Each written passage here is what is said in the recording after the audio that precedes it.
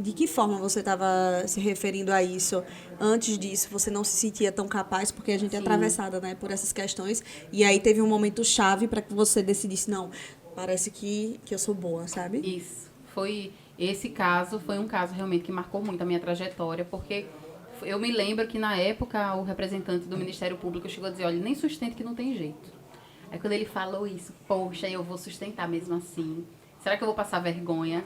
E aí, posteriormente, esse mesmo representante do Ministério Público, na fala dele, eu quero aqui parabenizar a diligente advogada. E eu me lembro que quando eu liguei na época para Rosinha, quando a gente ganhou a causa, eu disse, olha, Rosinha, você quer uma notícia boa, você quer uma notícia incrível.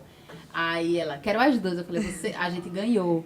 Só que é incrível é que a gente ganhou por unanimidade. Então, assim, pra mim foi um divisor de águas. E toda vez que eu tinha uma dificuldade, quando ficava com aquele friozinho na barriga, de fazer uma fala pública, de estar num lugar, eu me lembrava desse dia. Se eu conseguir aquilo ali, eu consigo tudo. Depois daquela sustentação e daquela vitória, eu faço tudo. E eu tenho essa característica. Assim, eu sou uma pessoa tímida. Né? Às vezes parece até que não faz sentido eu estar falando isso por estar falando tanto. Mas eu sou uma pessoa que sempre tem um frio na barriga quando vai para qualquer lugar. Mas eu acho que o que eu aprendi nessa trajetória é a passar por cima disso. Né? E O medo seguir. não pode ser maior do que você, né? Você Exatamente. não pode deixar que ele se torne maior do que você. E, assim, sobre essa questão da autoestima, é muito é, interessante a gente pensar que, às vezes, a gente é atravessada, né, na nossa vida profissional por várias questões, por várias situações que a gente não se entende como capaz. Te convidar para dar uma palestra, ou então para você se candidatar a algum cargo ali dentro da OAB e etc. Mas o que foi que essa pessoa viu em mim É. que eu não consigo enxergar?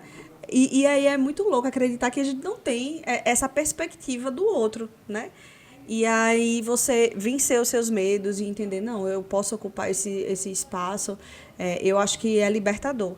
Eu, É pelo menos na muito. minha trajetória, é engraçado, porque na minha infância eu me enxergava tão sem medo, sabe? Eu, eu, eu olho assim para trás, eu sempre ocupei cargos de liderança, não tinha medo de nada, me jogava, e aí depois que eu passei para essa experiência profissional, para o campo profissional, eu comecei a ser atravessada pelo medo, mas mesmo com medo eu vou. E aí eu vou vencendo esses desafios, esses obstáculos. Teve até um podcast que eu ouvi esses dias que é o crime da Praia dos Ossos. Recomendo muito, que é o feminicídio de agora me fugiu o nome dela. Vou pesquisar aqui. Ângela Diniz, acho que é isso. E teve uma fala que o advogado fez que eu achei muito interessante para descrever a postura dela, que foi vítima desse feminicídio. E ela disse, olha, existem dois tipos de pessoas: as corajosas e as destemidas. A destemida é aquela que nem tem medo. E a corajosa é aquela que tem medo e mesmo assim vai. Geralmente, o destemor faz com que você seja inconsequente. E a coragem faz com que você supere o medo e, ao mesmo tempo, tenha consciência da dimensão daquela questão, dos riscos que você tem ao assumir, né, aquela oportunidade, aquela função. Então, eu sempre digo, eu acho que é muito importante nós termos coragem. Há muito mais que destemor, para que a gente realmente pise naquele solo com mais consciência dos riscos que estão sendo assumidos, mas ao mesmo tempo reconheça que nós podemos conseguir superar, né? Estou me sentindo Não, quase uma coaching aqui. não ser irresponsável, mas ser corajoso, né? Exatamente. Então, essa trajetória me fez a cada dia, com as experiências que a gente foi tendo ao longo de todos esses anos de advocacia, da trajetória, e ao mesmo tempo, e aí eu quero fazer até uma referência a essa tatuagem que eu amei, né? Que é feminista. Tá aqui a tatuagem de feminista. Eu sou uma mulher feminista. E eu faço questão de dizer isso em todos os espaços. Porque eu acredito que... Eu ainda não tatuei, mas eu já estou inspirada. Porque você se colocar como mulher feminista nos espaços é um ato político. Porque a gente sabe o que o quanto se posicionar como uma mulher feminista que não silencia, o quanto a sociedade nos olha de maneira diversa. Mas eu não estou pensando nesse olhar, eu estou pensando no olhar das outras mulheres que eventualmente possam também acreditar que eu estou tendo essa coragem e que ela também pode.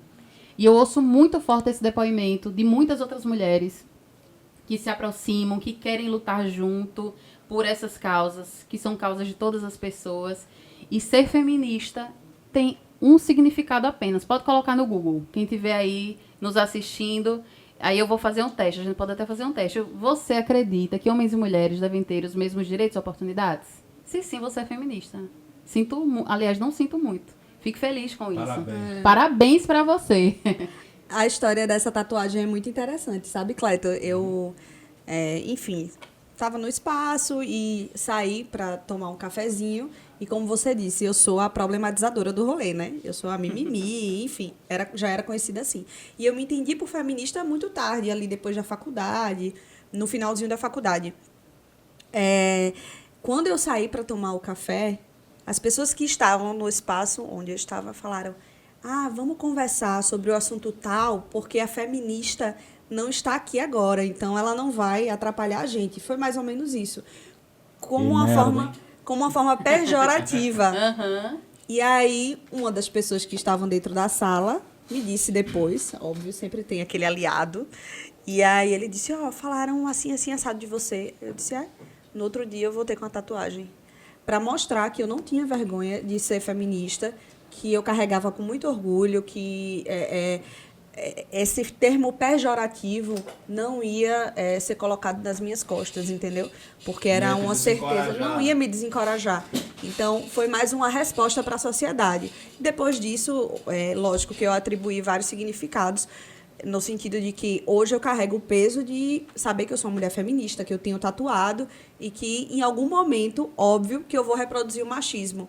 Mas aí eu vou olhar para o lado e vou saber, e vou lembrar de tudo que eu estudei, tudo que eu acredito.